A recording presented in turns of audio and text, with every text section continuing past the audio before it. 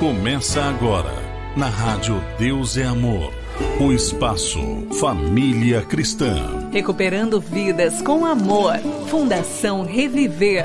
Apresentação, Ireni Miranda e Rosa Tenório. Amados ouvintes, aceitem a paz do Senhor Jesus. Quem cumprimenta os irmãos nessa tarde são as suas irmãs Rosa Tenório e Maria Cláudia. Amados ouvintes, hoje iremos falar aqui em 1 Coríntios, capítulo 12, versículo 4, está escrito: Ora, há diversidade de dons, mas o Espírito é o mesmo.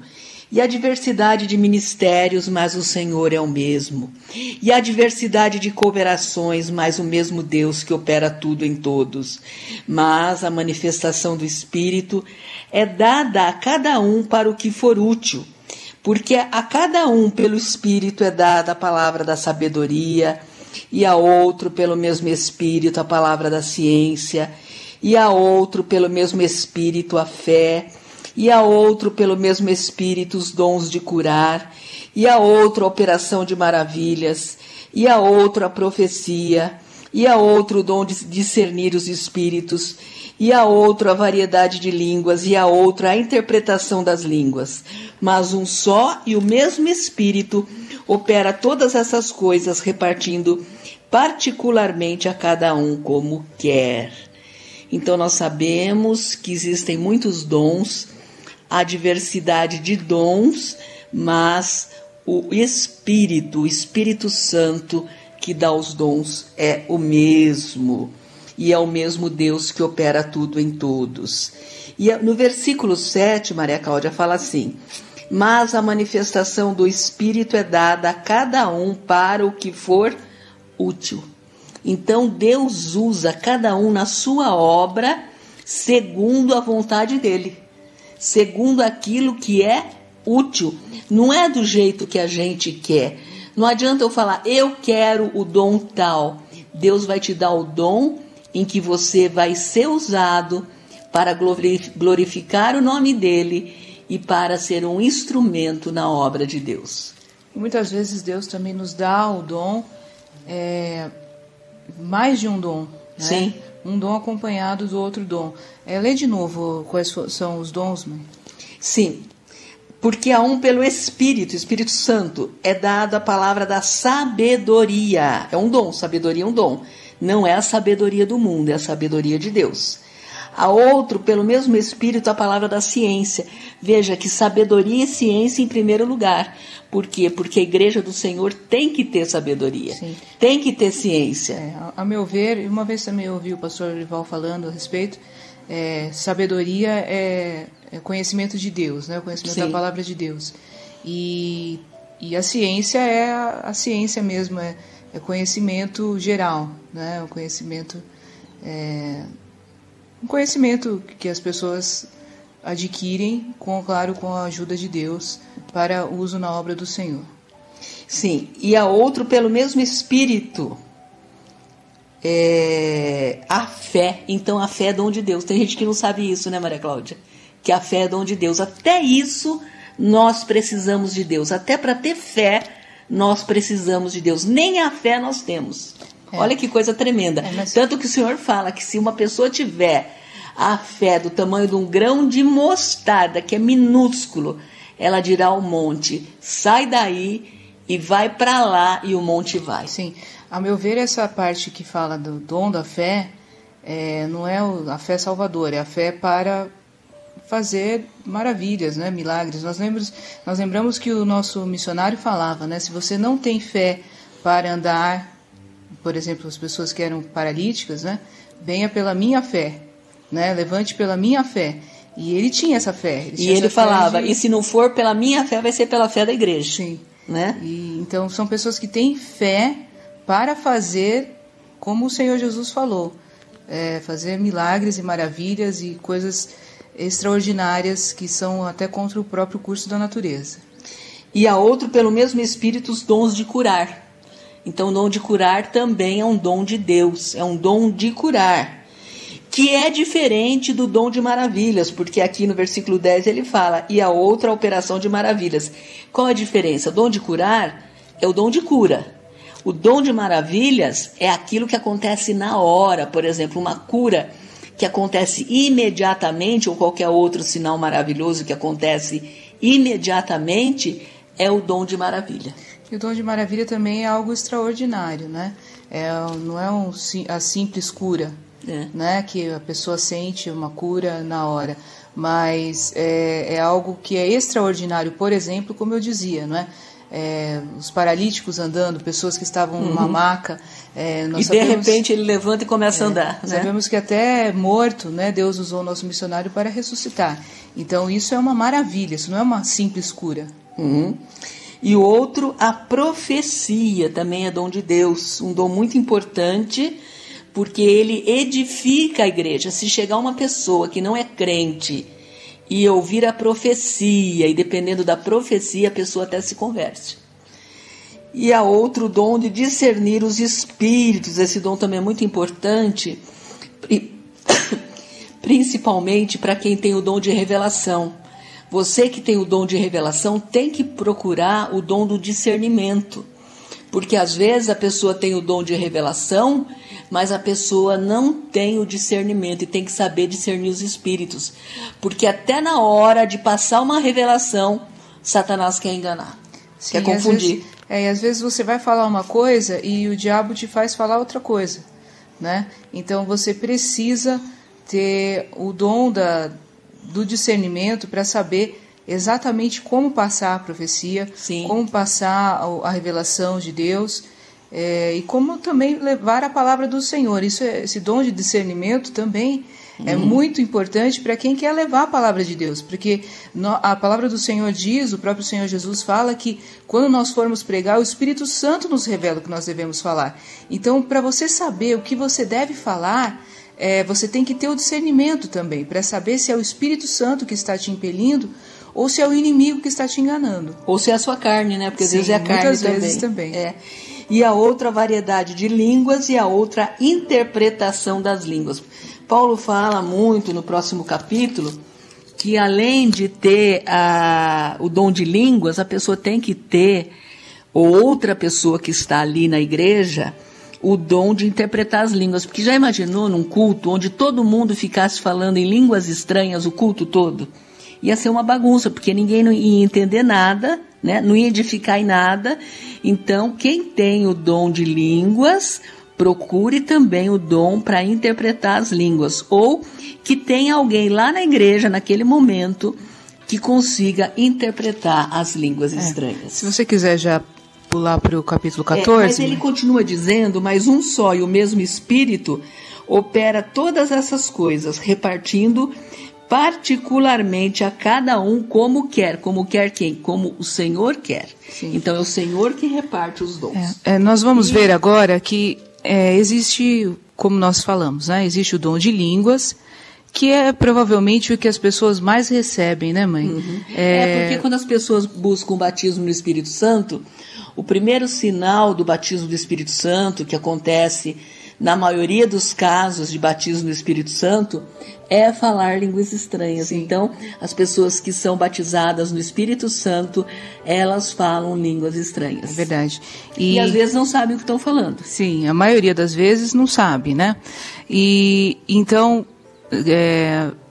essa palavra nos fala que existe, então, o dom de línguas e que não deve ser reprimido o dom de línguas. É claro que nós temos que nos alegrar na presença do Senhor, nós temos que falar em línguas estranhas, principalmente nós que somos pentecostais, nós acreditamos nisso, nós sabemos. Eu me lembro até uma vez, o nosso pastor Luiz Rubio falou uma coisa que depois eu senti isso na minha vida, que quando nós falamos a língua estranha, Satanás se afasta. Né? Então, a língua estranha é uma arma de Deus também, é um dom de Deus. Mas nós temos que ter o discernimento, conforme nós falávamos aqui, para saber a hora certa de falar a língua estranha. Porque o que acontece muitas vezes, entre os pentecostais, e especialmente na nossa igreja, Igreja Deus é Amor, são pessoas que não têm educação espiritual. Sim. E nem discernimento. Então ficam o pregador tá falando, lá pregando, exatamente, tá pregando a palavra e a pessoa fica a pregação todinha sem parar, gritando e falando língua estranha. Você dá um glória a Deus, você falar uma língua estranha no meio da pregação, tudo bem. Mas ficar a pregação todinha, gritando, não deixando ninguém ouvir a pregação. Como disse a Maria Cláudia, falta de educação espiritual. Quem dizia isso era o nosso saudoso missionário Davi Miranda, que as pessoas muitas vezes não tinham educação espiritual. Sim. Porque se a pessoa quer ficar orando, irmãos, principalmente na nossa igreja, na sede mundial, nós temos o santuário de oração. Sim. Que ela pode ficar orando o quanto ela quiser, em voz alta, do jeito que ela quiser, com toda a liberdade. Mas no culto, na hora da pregação, na hora da palavra, as pessoas querem ouvir a palavra, né? E a pessoa às vezes fica gritando lá a pregação todinha, sem parar, não deixando ninguém ouvir a palavra. Por enquanto nós estamos sem o nosso santuário, por conta da epidemia, nós não estamos autorizados a abrir o santuário, por enquanto. Mas nós sabemos que quando isso passar, nós vamos voltar a nos alegrar e a buscar ao Senhor ali no santuário. Inclusive, mãe, uma coisa que é muito importante, é que fala aí no capítulo 14, é sobre a necessidade de ordem. Sim, né? Tem que ser tudo com ordem e decência. As pessoas precisam saber, por exemplo, agora na época da epidemia, nós temos regras para serem seguidas e muitas pessoas são rebeldes. Sim, nós temos até as cadeiras demarcadas. Isso foi calculado pela igreja. A igreja demarcou os lugares de modo que uma pessoa fique longe da outra para evitar a transmissão do coronavírus. E tem gente que não quer sentar no lugar demarcado, quer sentar em outro lugar e senta em outro lugar. Sim. Isso também é falta de educação espiritual e falta de civilidade também, porque nós estamos no meio de uma pandemia, as autoridades ordenaram que os lugares fossem longe um dos outros para evitar aglomeração e as pessoas muitas vezes não obedecem. É verdade. Então nós vemos que todos os dons, tudo que acontece na igreja, durante o culto ou durante a oração, enfim, tem que ser para edificação. Com ordem e decência. Com ordem e decência. Sim. Então veja, se você começa a gritar no meio do culto, você atrapalha o culto, você não está atendendo ao propósito, você está sendo edificado. O próprio apóstolo Paulo fala aí, não é? Quando nós falamos línguas estranhas, nós somos edificados, mas nós não edificamos o nosso irmão. Às vezes a pessoa fala que está reprimindo o Espírito Santo, não é verdade, porque a Bíblia fala que o Espírito dos profetas, não é o Espírito Santo não é sujeito a ninguém, porque ele é Deus. O Espírito dos profetas é sujeito aos profetas. Então, você passar uma profecia em hora errada, ou ficar falando em língua estranha em hora errada, está errado, porque o espírito dos profetas é sujeito aos profetas. Sim, nós também temos uma regra, né, na nossa igreja, Igreja Deus e Amor, que não se faz oração paralela durante o culto, ou mesmo nas dependências da igreja, né, no estacionamento, ou perto do banheiro, enfim. Tem gente que é profeta de porta de banheiro, né? Fica lá na porta do banheiro passando profecia. Sim. Principalmente profecia antibíblica. Exatamente. Às vezes a pessoa já é casada, fala que a pessoa vai casar de novo, né? Quer dizer, claro que não é Deus que está passando essa profecia, né? É profetada isso aí, né? Então nós temos que ter ordem e decência, e às vezes as pessoas também, mãe, reclamam, né, que querem oportunidade, né? Mas a oportunidade é dada por Deus. Sim. E né? a nossa igreja, Maria Cláudia, é a igreja que mais dá oportunidade. Com certeza. Pode ter certeza disso. Todo mundo tem oportunidade na nossa igreja. Basta que você esteja de acordo com a palavra de Deus. Se você não estiver de acordo com a palavra de Deus, se você não aceita a dominação, se você não respeita as regras da igreja, é claro que você não vai ter oportunidade mesmo, mas você não tem oportunidade de Deus também. Porque a Bíblia nos fala que nós temos que ser sujeitos uns aos outros. Sim. Quanto mais, não é, às regras da igreja. Sim, e como você disse, quem dá oportunidade é Deus. Com certeza. Continuando aqui, em 1 Coríntios 14, versículo 1, segui a caridade e procurai com zelo os dons espirituais, mas principalmente o de profetizar. Porque o que fala a língua estranha não falam os homens senão a Deus, porque ninguém o entende em espírito fala de mistérios, mas o que profetiza fala aos homens para edificação, exortação e consolação. O que fala a língua estranha edifica-se a si mesmo, mas o que profetiza edifica a igreja. E eu quero que todos vós falais línguas estranhas, mas muito mais que profetizeis, porque o que profetiza é maior do que o que fala línguas estranhas, a não ser que também interprete para que a igreja receba edificação. E agora, irmãos, se eu for ter convosco falando línguas estranhas, que vos aproveitaria se não vos falasse ou por meio da revelação, ou da ciência, ou da profecia, ou da doutrina? E agora, aqui no versículo 26, que fareis, irmãos, quando vos ajuntais, cada um de vós tem salmo, tem doutrina, tem revelação, olha que a Bíblia fala da revelação, tem língua, tem interpretação. Faça-se tudo para edificação. Aqui eu acho que é muito importante, mãe, também a gente fazer um parênteses, conforme você falou, profetas, né, com profetadas, como a gente fala, que não é profecia, né? Pessoas que falam que receberam profecia, mas é só para escândalo. É o que mais tem agora. Não é? Principalmente em época de rede social, YouTube, enfim. Tome cuidado com o que você assiste. Não acesse pessoas que estão difamando, né, os líderes de Deus, que estão passando profetadas. Eu acho, Maria Cláudia, que a primeira coisa para uma profecia ter credibilidade é saber de onde ela vem. A Bíblia fala que uma árvore má produz frutos maus. Sim. E uma árvore boa produz frutos bons. Você tem que conhecer o testemunho da pessoa. Se o testemunho da pessoa não é segundo a palavra de Deus, não dê crédito a essa profecia. Sim. A Bíblia fala em Mateus que vai chegar naquele dia que o falso profeta vai falar: Senhor, em teu nome não fizemos muitas maravilhas, não expulsamos demônios. O que o Senhor vai falar para esse falso profeta? Nunca vos conheci. Nunca vos conheci. Apartai-vos de mim, vós que praticais a iniquidade. O selo do falso profeta é a iniquidade. Você não pode dar crédito a pessoas que você nem conhece. Sim. Pessoas que você não conhece o testemunho. Pessoas que não estão numa igreja. Que não estão numa igreja, que não estão com sua vida no altar de Deus.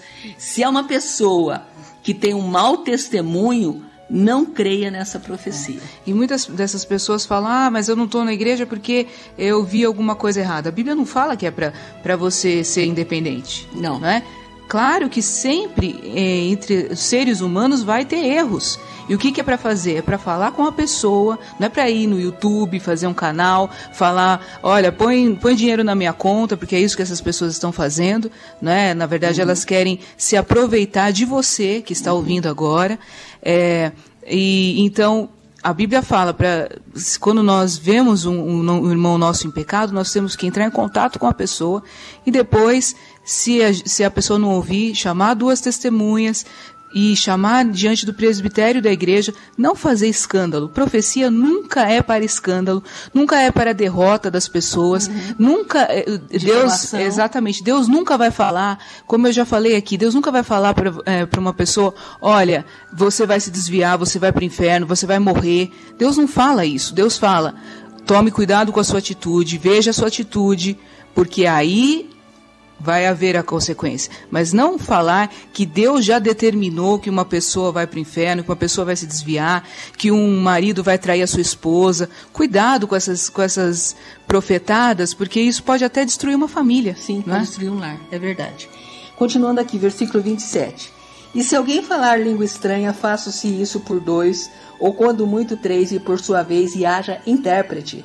Mas se não houver intérprete, esteja calado na igreja e fale consigo mesmo e com Deus.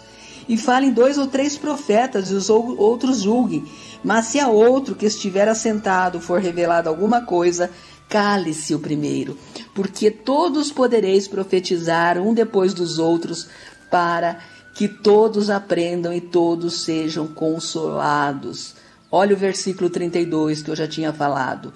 E os espíritos, com letra minúscula, os espíritos dos profetas estão sujeitos aos profetas. Então não tem esse negócio de fazer escândalo durante o culto e falar foi o Espírito Santo, eu não consegui segurar. Sim. Porque o espírito do profeta é sujeito ao profeta. Nós temos que ter reverência durante o culto, né? E veja de novo aí, essa palavra fala, né, esse penúltimo versículo, né, para ensinamento, né, aprendizado e consolação. Sim.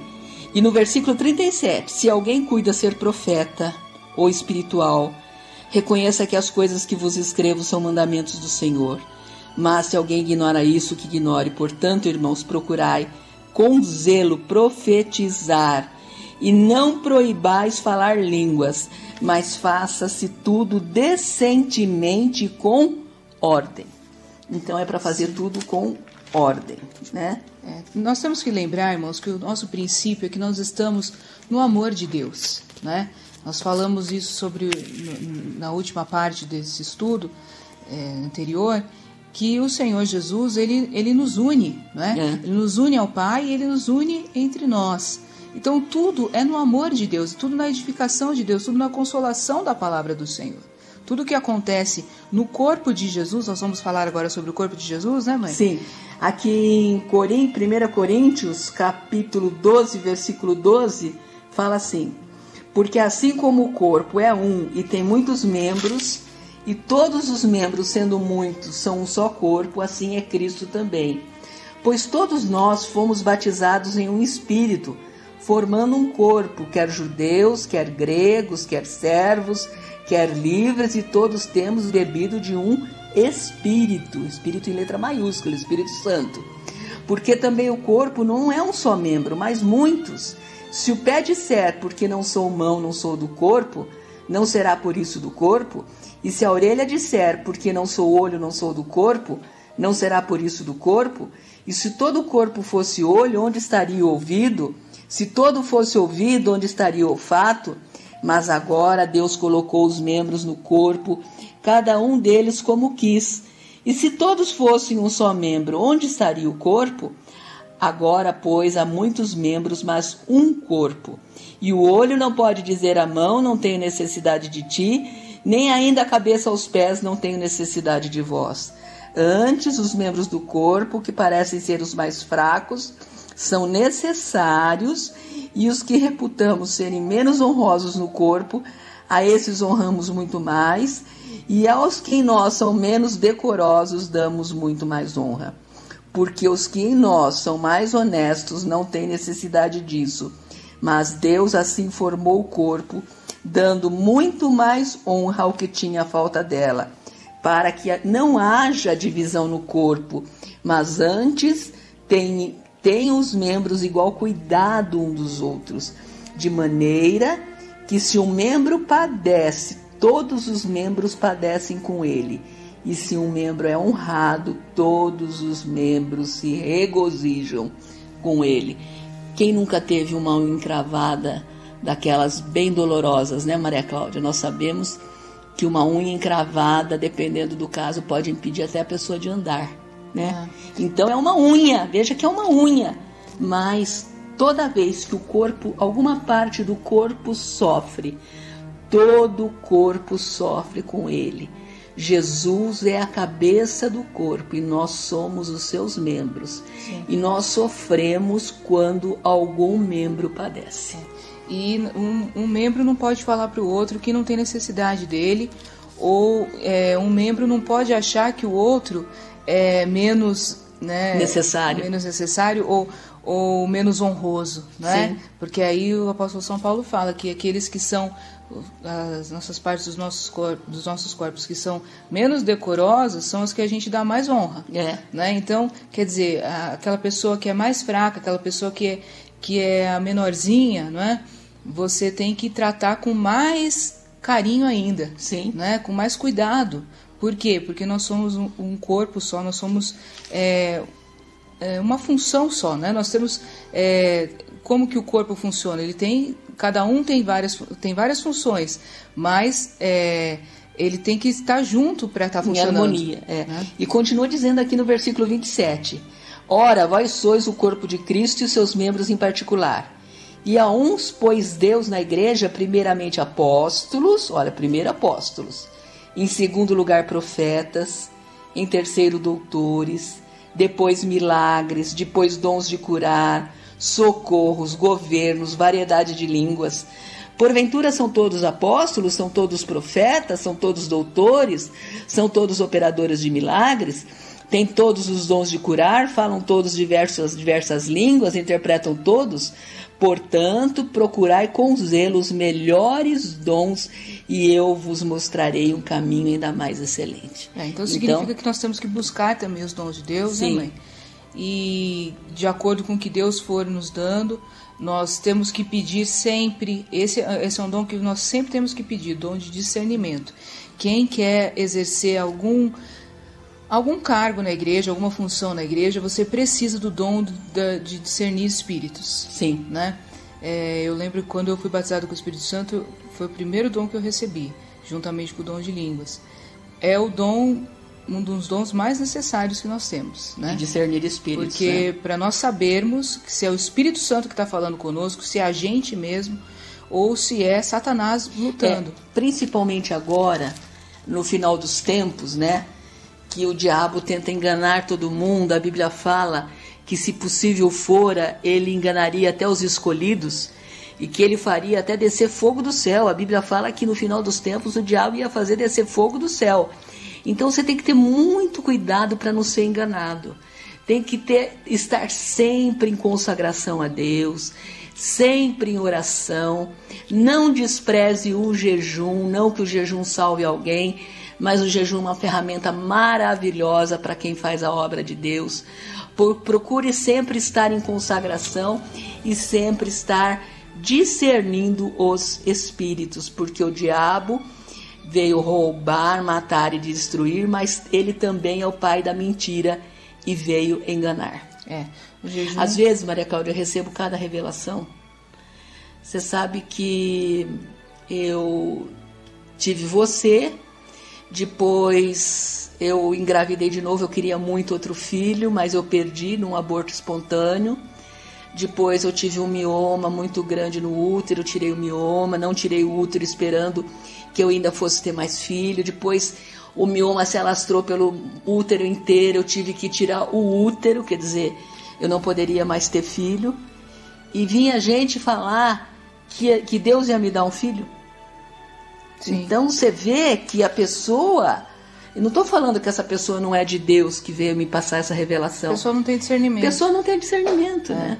Então nós temos que tomar muito cuidado, como eu disse, né? Principalmente essas revelações que falam: você vai se desviar, você não vai alcançar a vida eterna, seu marido vai se desviar, seu marido vai te trair, sua mulher vai te trair. Sabe? Toma muito cuidado com isso, porque às vezes Deus está avisando a pessoa: olha, tem um laço para você. Sim, né? É diferente. Tome cuidado. Né? Apoie o seu marido, apoie a sua esposa. E ao contrário do seu cônjuge te dar esse apoio, na verdade a pessoa vai ficar desconfiada, com ciúme, enfim, e vai se afastar de você. Então veja que coisa, como Satanás ele luta contra a revelação, não é? A manifestação do Espírito Santo. É claro que o Espírito Santo é muito mais forte do que o diabo, mas nós não somos mais fortes do que o diabo. Então, por isso nós precisamos do revestimento espiritual. Precisamos buscar os dons de Deus, busque o dom do Espírito Santo, busque o dom de línguas, como eu disse, o dom de línguas expulsa o diabo, mas você deve falar consigo mesmo e com Deus, no momento particular com Deus, ou mesmo durante o culto, mas como nós dissemos, com ordem e decência, e tudo para edificação, e lembrando que tudo é dentro da palavra de Deus, dentro do amor de Deus. Porque o Espírito Santo nunca vai contrariar a palavra. Sim. Nunca vai dar uma revelação que é contra a palavra de Deus. Sim. O Pai, o Filho e o Espírito Santo trabalham em harmonia, e um nunca vai contrariar o outro. E nunca se esqueça de uma palavra que nosso missionário falava também, que é: Deus é o maior interessado na salvação das almas. Sim. Né? Deus não está contra nós. A Bíblia diz, o próprio Senhor Jesus disse que Ele não veio para julgar, Ele veio para salvar. Então o Senhor quer salvar, a mão do Senhor está estendida para nos salvar, para nos socorrer. Então, vamos buscar os dons de Deus, vamos buscar o Espírito Santo e vamos apoiar também o nosso corpo, que é a igreja de Jesus. Vamos apoiar uns aos outros, vamos apoiar os nossos líderes, vamos apoiar os nossos pastores em oração. Agora é um momento de tanta tribulação, né, mãe? Nós sabemos que todos os nossos líderes estão passando por tantas lutas. Temos que orar pelos nossos líderes, temos que jejuar pelos nossos líderes, pedir para o Senhor fortalecer os seus servos. É o tempo da tribulação, é o tempo que Satanás quer destruir as igrejas, mas maior é aquele que está conosco. Vamos orar. Senhor Jesus, nós te agradecemos por mais um dia, Senhor, na tua presença. Ó Senhor, que nós possamos nos dispor para receber os teus dons, Senhor, que os teus dons encontrem lugar na nossa vida, que nós possamos fazer essas maravilhas, esses sinais, Senhor. Nós queremos que isso se cumpra na nossa vida. Nós sabemos que nós nada somos, Senhor, mas nós queremos levar a tua palavra, nós queremos curar, nós queremos profetizar, nós queremos, Senhor, que a tua igreja seja edificada. Ó Deus, nesse momento nós também pedimos a favor dos nossos líderes, Senhor, a favor daqueles verdadeiros pastores, Senhor, daqueles que verdadeiramente estão sofrendo por amor da tua obra, Senhor. Ó Deus, vá ao encontro deles, vá em socorro deles, Senhor. Senhor, nós precisamos dos nossos pastores, precisamos, Senhor, dos teus servos ao nosso lado, Senhor. Ó Deus, abençoa a tua igreja no Brasil e em todo o mundo. Visita, Senhor, porque nesse momento de luta nós nos voltamos para ti, Senhor. Só o Senhor é que pode nos socorrer. Ó Deus, esteja conosco. Repreenda esse espírito maligno, espírito do engano, espírito do falso profeta. O sangue de Jesus tem poder. Confirma, Senhor, a tua palavra na nossa vida, em nome de Jesus. Amém. Amém.